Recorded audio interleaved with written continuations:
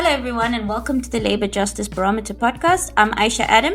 And I'm Debbie Collier. And we're your hosts today on the Labour Justice Barometer.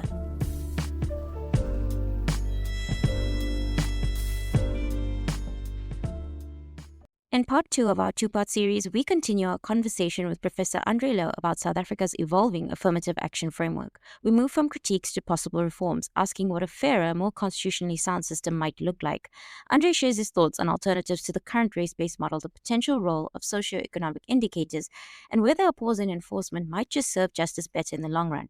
We also look to the future. How might global trends, political shifts, and policy tensions shape the next chapter of South Africa's employment equity regime? There is a broader social zeitgeist, I think, which in that respect. But one thing that I've just recently written an article that hasn't been published, might not be published, but focusing on affirmative action in terms of the Employment Equity Act in the public sector specifically. And a point I just make there, to an extent, it might come into what you just said, Debbie, about this, that it's more of a broader social issue. And that is that if you look at this very aggressive enforcement of demographics-based affirmative action in the public sector. I mean, the public sector has been completely transformed in the last 30 years. If I remember correctly, I think it was last year, the Commission of Employment Equity Act's annual report in dealing with the public sector was containing things like that black males are overrepresented in senior management positions, etc. We've come to that point.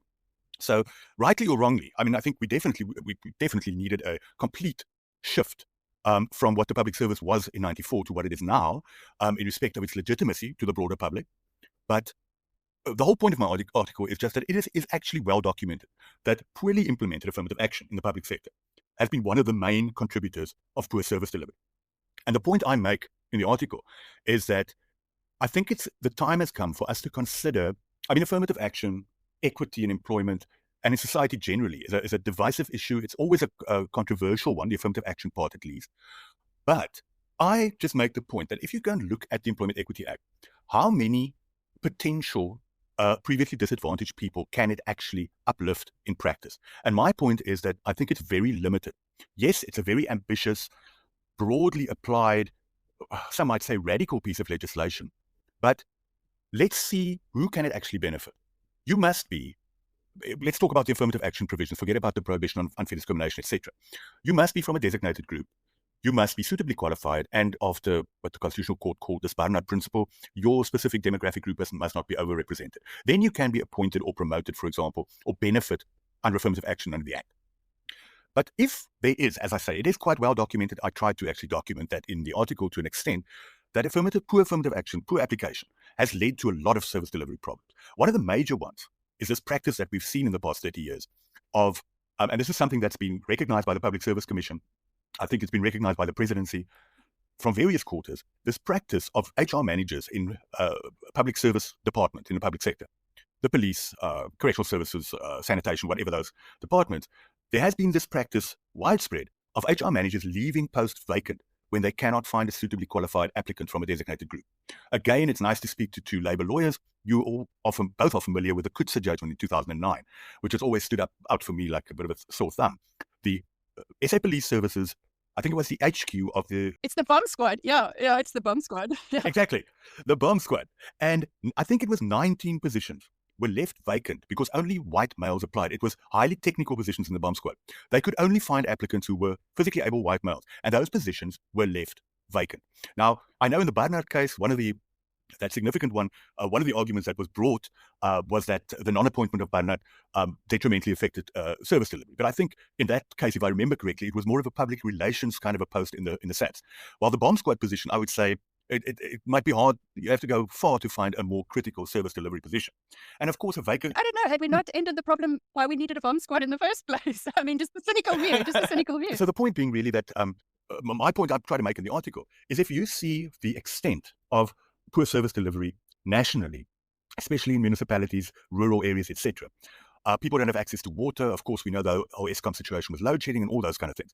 If you look at how poor service delivery, how broadly it might affect the whole South African population and the millions of the poor and disadvantaged. I don't like to call people previously disadvantaged because most of them are still disadvantaged. If you look at how significant an effect affirmative action under the Employment Equity Act can have on the masses, while it can only benefit a relatively small proportion of the previously disadvantaged, if we call them that, then I must question the rationality of this. And the reason I bring this in, Debbie, is just to your point about this not only being about political will, but this system that we have might have broader social support. But I think we need a reconsideration of priorities. And without going totally off course now, guys, we all saw, was it on Monday or was it last week, the report coming out that the South African economy grew by 0.1% in the first quarter of this year. It's absolutely pathetic. Now, what I question is, it might just be a kind of a confluence, if that's the word, of timing or whatever. But against that kind of backdrop, what we are looking at with this Employment Equity Amendment Act is basically the state telling us that we have the highest unemployment rate in the world. We have, I think, 30% of the youth, especially the Black African youth, are unemployable, according to Stats South Africa. We have all this red tape when people want to open businesses, entrepreneurs want to create jobs. We have all of that. And in that context, and at this time, government is doubling down on saying, this is how we want our workplaces to look. We're going to fine you 10% of annual turnover or up to that if you don't comply. We saw the Dis-Chem memo leaked 2 years ago, whatever, that was in the media, where the CEO of Dis-Chem said, we're placing a moratorium on appointing white persons because we don't want to get fined in future. We get all of that, and then, sorry, if I can just quickly, I just want to read you something. You may have seen this. Solidarity's Research Institute recently released a report where they looked at the regulations that were now published by the Ministry of Labour with those sectoral targets, the ones that were the second round, I think, that was published in April. And according to Solidarity's Research Institute, they say that if employers, those designated employers in those sectors covered by this, if they have to reach those targets as they've been set, it would require, for the next 5 years, 76,000 female healthcare workers to be replaced by men, 65,000 female teachers to be replaced by men, 70,000 white men in all sectors must be replaced by men from other racial groups, and finally 13,000 black men must be replaced in public administration positions. So I'm asking you, I think, as working in labor law, it's a field of law where we know we go much beyond just the workplace and the employment relationship. We have to consider things like the economy, socio-economic conditions, and all those kind of things. And I just question, won't use the word political will again, but at this point in time, should we not, and that would be my suggestion, place a moratorium on the EEA's demographics-based affirmative action for 3 years or for 5 years? Tell especially the public sector or private sector employers, go and employ on merit. This does not mean that employers will only employ white males. That is not the case. But remove that red tape, remove those restrictions, let the economy grow, and then, if needed, you can bring back this Excel spreadsheet head counting thing, which I just don't think it's not the best for the economy. Definitely not. A final point on that is just also let's not lose sight of the broader geopolitical position we're in. We're all aware of our recent and current problems with the US, with the Trump administration, the race relations, the Institute for Race Relations with their 142 race laws they're talking about. In that context, in that political and geopolitical climate, this is not what we need. We do not need this numbers game. We need to grow the economy, and to do that, we need to put this on hold for a little while. That is my feeling. I just wonder, how do you envisage something like a radical about turn happening? I haven't had an opportunity to look into this national dialogue initiative that President Ramaphosa has called for. I think it's for August. But I mean, are there ways? How do you, knowing how the inertia in a legislative machine, how do you push for a radical overhaul of a system? How would you envisage this happening in practice? No, in my personal opinion, just when Mr. Ramaphosa calls us for, I don't know about this national dialogue initiative, but when a problem presents, a commission is appointed. That's not going to work. And with, as you say, the inertia in the legislative process, etc., I think the only way to, in my opinion, as I say from my perspective, to save things in a relatively quick and expeditious way must be through the courts. It must be through continued legal action. We don't know what will happen with this Gauteng High Court DA application. I'm not personally, I don't believe that it will succeed necessarily, but I would like to see that thing go up the courts, go to the Constitutional Court, let us get the judiciary coming in, and if they were to determine that, listen, we agree with the Human Rights Commission, we agree with the criticism against this very blunt instrument, the way it's been applied, that we then order that Parliament must go back and make the necessary amendments. And So that's all I can really, or from my side, I can think, as I say, again, this word, I'm throwing it around. I do not believe there's political will, and apparently not to in my opinion, from what I've seen in recent times, in the government of national unity generally. I think the DA has challenged this Amendment Act in the courts, but have, to an extent, I think, backpedaled on some of their previous positions on issues, including affirmative action. So I don't know whether politically, I don't see it happening. So there are, well, I should say two possibilities. The one is that the courts come and tell us what we should do. And the second one is one that will not be popular with most of your listeners probably, and with yourselves, is that maybe we need some pressure from outside. You're listening to the Labour Justice Barometer, and we'll be right back. So I had two questions. Mainly, something you had mentioned actually. The first question I want to look at is just mainly a follow-up. You spoke about the idea of a moratorium as well. And seeing the practicality of something like that, given our current, constitutional and also international obligations as well. I'm trying to figure out if there are any models that you think South Africa could learn from internationally. That's my first question. And then the second question, I did read, the article you mentioned, the discussion of service delivery in your article, which you say may or may not be published. But I think you do raise an important point there where, if I have to ask you today, if on the public sector specifically, if you were advising government today, what do you think would be your first, I suppose, practical recommendation to prevent equity targets from undermining service delivery? I want to hear your perspective on just those two. Good questions. The first one, I know people talk about Malaysia. We have, of course, on the opposite spectrum, the US with their very, very, very strict scrutiny approach to affirmative action and all of that. And now, of course, also the Trump administration's pushback against DEI and all that. I really can't answer you in respect of what I would find to be a good model in terms of a comparative jurisdiction.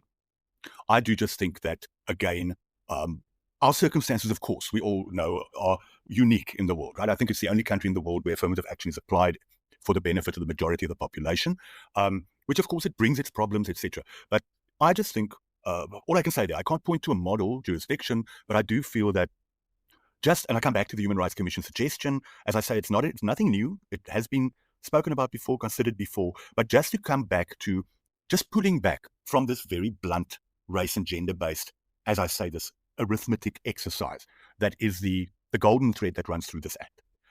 That's just on the first question, it doesn't answer it. The second one, I think in the public sector, in the first place, this practice that I mentioned about keeping posts vacant because HR managers don't want to lose an annual bonus based on them reaching numerical targets for designated groups. And as I say, it's well documented. I'm not making this up. That practice must be policed. As I mentioned earlier, the Public Sector Commission, I think it was in 2014, they were actually quoted as saying, we are aware that this is happening and it's illegal and we shouldn't allow people to do this, but it's still happening. So there must be, in some way, there must be greater accountability. Definitely for me, I would suggest that or maybe if you go on a spectrum of vacant posts within a relevant government department, that maybe they should not all be treated the same, but there should be some kind of system where you have a, what's the word here, kind of a bit of a survey of which positions are most critical for service delivery. So again, I remember John Cain Berman from the late John Cain Berman from the Institute for Race Relations, also around the mid-2010s or so, wrote a thing where he provided statistics about vacant posts within municipalities in things like water treatment plants, etc., where I think about a third of those municipalities actually had people in those positions. So these are technical jobs, engineering jobs, etc. So I believe in a public service department in the public sector, there should be some kind of an exercise where you determine, okay, but these 3 posts are actually critical for service delivery. And that there then be a change in direction, if I can call it that if you do not get if you only get a white male applicant, that you actually appoint that person. Instead of keeping that post vacant, as I've said, a vacant post can't deliver any service. So you can't do worse than keeping it vacant. So in some way, this should just be more actively policed, just with this realization that what you're doing here might be, and Debbie's going to jump in and down my throat when I use this word, that what you might be doing really is pushing ideology above reality. You're misrepresenting me there. This is the first time I was going to jump in support of you. But so you haven't finished that sentence, but before you do, what you're explaining there looked to me like a measure similar to our, essential services may not strike. and you exclude essential services with a particular regime for essential services in collective bargaining, perhaps the same is necessary in affirmative action in the public service. So I'm agreeing with you on that point. Thank you. A very good point there. And I think that, and what I'm saying is, I'm not saying, I did talk earlier about a possible moratorium, but I'm not saying you shouldn't allow the Etiquette municipality or whoever to pursue, target, apply affirmative action. But if you don't succeed in filling a post because you don't have those applicants, like Nadesan's case, you guys will know, they couldn't find the demographic they were after, so they left it vacant and re-advertised. Kutsar, various examples of that. I'm saying just apply your affirmative action. But if you don't find the candidate, then there should be some internal mechanism or imposed from up top that says, now let's put this aside. First, let's fill that post. Even if we do it with fixed-term contract employees, etc., etc. Let the services be delivered while we look for the right color face. And managers' bonuses should be determined based on filling posts as opposed to demographic representativity or a mix of both. Yeah, and the services that are delivered based on the delivery of services. So, Andre, I mean, you've given us so much today in this discussion. And I mean, even just from everything you've said, from our climate, looking at the US and looking at everything that you've mentioned, with, like we said, with the ballot box and, not trying to get too political, but maybe tell us, is there anything that you feel needs to be said or any predictions or anything that we need to be wary of as we go into the future? Any comments? Thank you, Aisha. Yeah, the first one will be what you just mentioned and what I mentioned earlier. Is just, I think that the future route, if I can call it that, of this litigation against the Amendment Act and what happens in this whole process will definitely, I think, depending on, don't want to talk about Mr. Trump, and I think he's easily distracted, like my 18-year-old. But depending on what happens with Mr. Musk and Mr. Trump and all those things, focus might shift away from what's happening domestically here in respect of race-based laws, etc.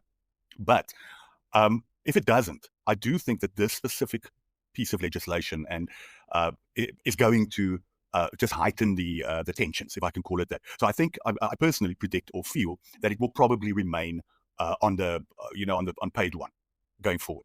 The only other prediction that I have is something, and this is not my own brainchild. We are bringing out shortly a labor law, Stellenbosch Law Faculty labor law book, where one of the contributions was written by two lawyers at Cheadle, Thompson, and Haysom.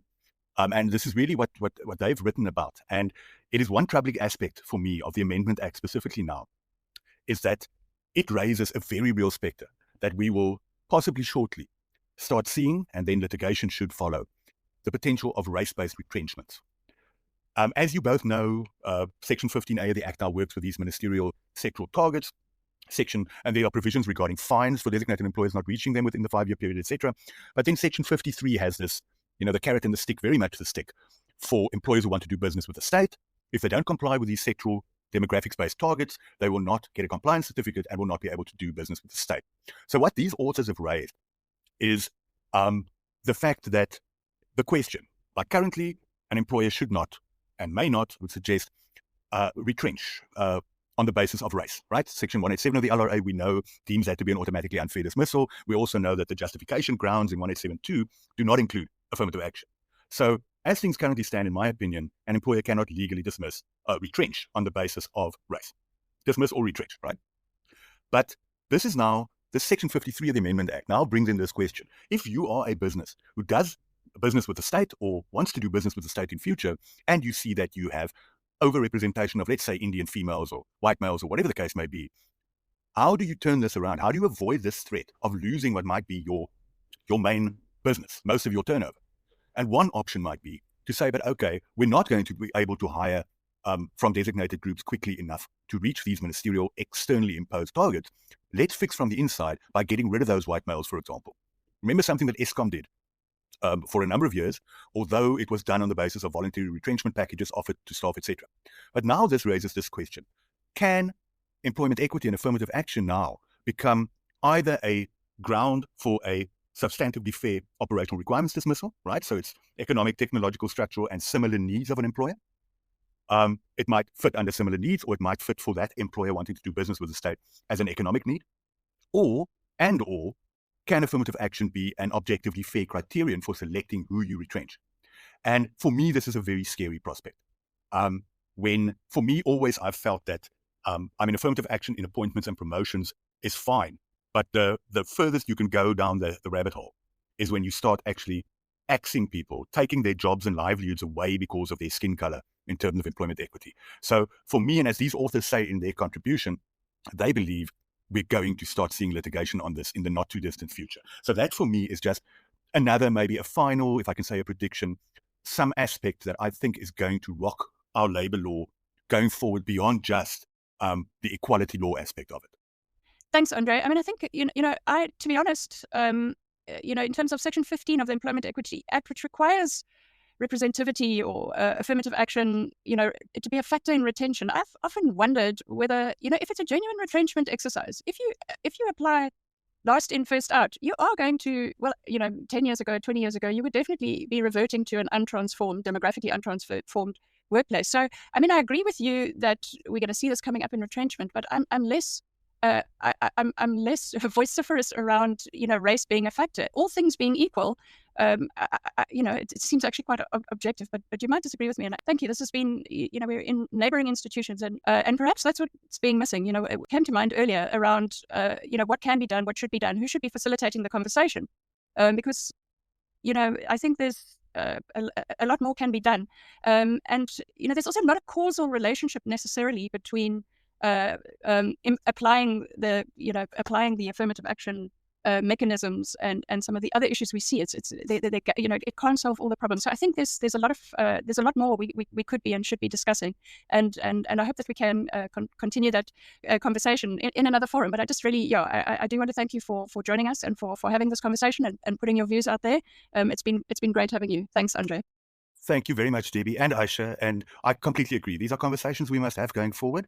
And I take the point that you've just raised there. We are neighboring institutions. We represent, I've told someone just yesterday, I think in the past there was a time when UCT, UWC and Stellenbosch the labor cohorts worked very closely together. And I would love to see that being reinstated, if I can call it that, and definitely then maybe we can have a nice forum for these kind of conversations. Thank you very much. Thank you so much, Andre, and thank you, Debbie. I think that brings us to the end of a really fascinating, insightful discussion, which is why we brought it over to 2 episodes. So, Andre, thank you. You are our special guest that deserves that, and we are very grateful to have you on the podcast today. I mean, it's exactly the kind of open and reflective debate we do need in the space of labor justice. To all our listeners, the cases that Andre's mentioned, we'll include them in our description. Please feel free to read up on the amendments and view Andre's research as well on affirmative action. And Debbie, I'll see you in the next episode. This podcast is not intended to constitute legal advice.